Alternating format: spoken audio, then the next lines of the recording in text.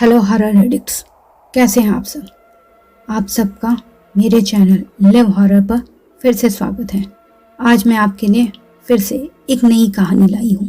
भूतिया घर का जंग लगा गेट हल्की हल्की चरमराहट के साथ अपने आप खुलने लगा। उसके सामने जमा कुत्ते भौंकने के बजाय गुर्रा रहे थे।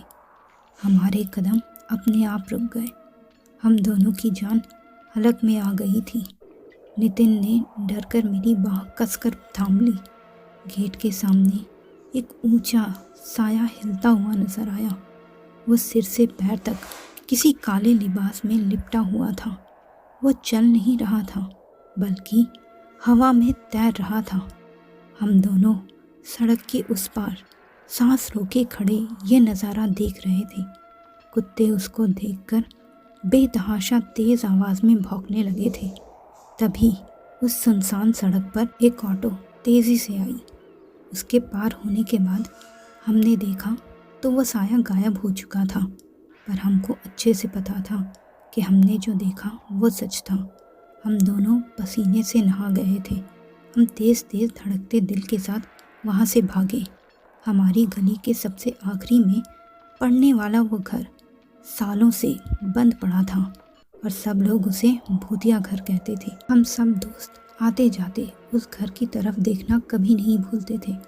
उस रात भी ट्यूशन से लौटते वक्त हम उस घर को रोज़ की तरह ही देखते हुए आ रहे थे। घर पहुंचने तक में हम दोनों को तेज़ बुखार चढ़ गया था, पर हमने घर पर बताने की हिम्मत नहीं की क्योंकि हमको पहले से ही उस रास्ते से आने की मनाही थी।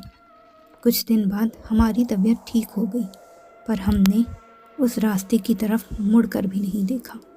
दिन गुजरने लगे, साथ ही उस रात की याद भी धुंधलाने लगी थी। एक बार दूसरा रास्ता रिपेयर की वजह से बंद था। हम फिर उसी भूतिया घर वाले रास्ते से आ रहे थे। उस रात की याद ताज़ा होने लगी थी। हम नज़र उठाकर उस घर को देखने की हिम्मत नहीं कर पा रहे थे। रह रहकर हमारे रोंगटे खड़े हो रहे थे, पर क्यूरियोसिटी को रोक पाना हमारे लिए मुश्किल हो रहा था। हमने आँखों के कोने से उस घर को देखा, पर आज वहाँ कुछ भी नहीं था। सब कुछ नॉर्मल था। हमने चैन की सांस ली। हमने सोचा शायद उस रात को कोई चोर था जिसको हम भूत समझ बैठे थे। उसके बाद शॉर्टकट के लिए उस रास्ते से हम दोनों आने जाने लगे, पर ये ज़्यादा दिन नहीं चल सका।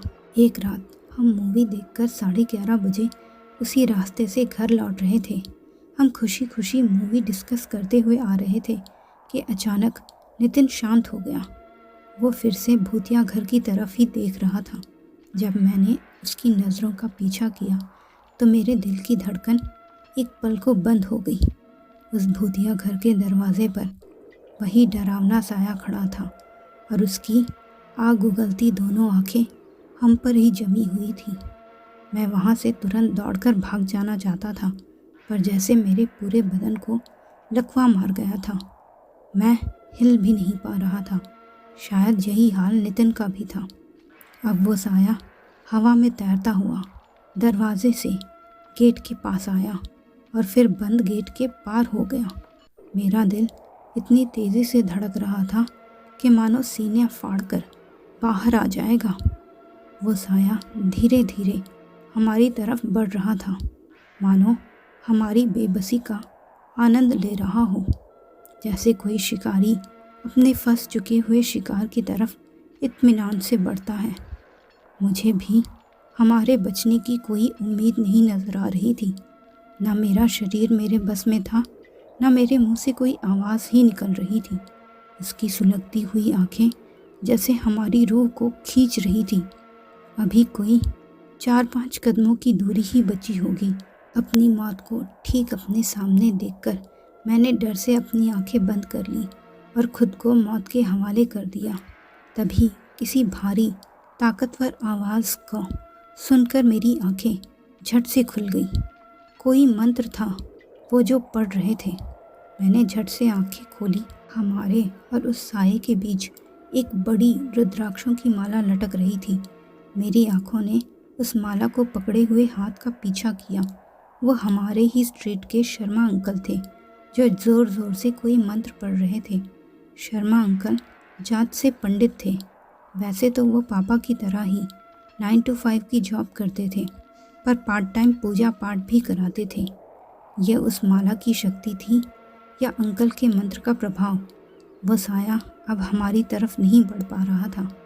अब उसकी सुलगती हुई आंखों का निशाना अंकल थे, पर अंकल गरजदार आवाज़ में मंत्र पढ़ते रहे। कुछ ही पलों में उन जलती हुई आंखों का कहर कम होने लगा। अब अंकल हाथ में माला लिए मंत्र पढ़ते हुए उसकी तरफ बढ़ने लगे। वो साया पीछे को हटने लगा और फिर अचानक से हवा में गायब हो गया। जैसे ही वो साया गायब हुआ, मैं बेढाल होकर वहीं धम से गिर गया। रात को शर्मा अंकल ही हम दोनों को मेरे घर लाए थे और आधी रात को मैं चीखते हुए जागा तो मेरे और नितिन के पेरेंट्स हमारे पास ही बैठे हुए थे। मेरी माँ ने तुरंत उठकर मेरे पास आकर मेरे सर पे हाथ देकर मुझे शांत किया। नितिन भी मेरे बगल में ही सो रहा था। सबको अपने पास देखकर मेरा डर कम हो गया। मैं फिर से सो गया। सुबह मैंने अपने पेरेंट्स को पिछली रात हुई और उससे पहले हुई दोनों घटनाएं बता दी। पहले तो हमको उस रास्ते से आने के लिए बहुत डांट पड़ी। फिर मंदिर ले जाकर हमको रक्षा कवच पहनाया गया। फिर सबने विचार किया कि उस भूतिया घर को यूं ही छोड़ना खतरनाक है। उस घर के ओनर को बुलाया गया और सारी सिचुएशन बताकर घर में पूजा करके भूत भगाने की बात कही तो वो भी मान गया। फिर उस घर में एक बहुत बड़े हवन का आयोजन किया गया और उसमें सब लोग शामिल हुए। फिर हवन की भस्म और पवित्र जल से पूरे घर को शुद्ध किया गया। उसके बाद उस घर में शांति आ गई और थोड़े समय बाद कुछ लोग भी उस घर में रहने लगे। तो मित्रों, कैसी लगी ये स्टोरी? अपनी राय कमेंट बॉक्स में ज़रूर दीजिएगा और ऐसे ही ढेर सारी हॉरर स्टोरीज़ के लिए मेरे चैनल लिव हॉरर को सब्सक्राइब करना बिल्कुल मत भूलिएगा। धन्यवाद।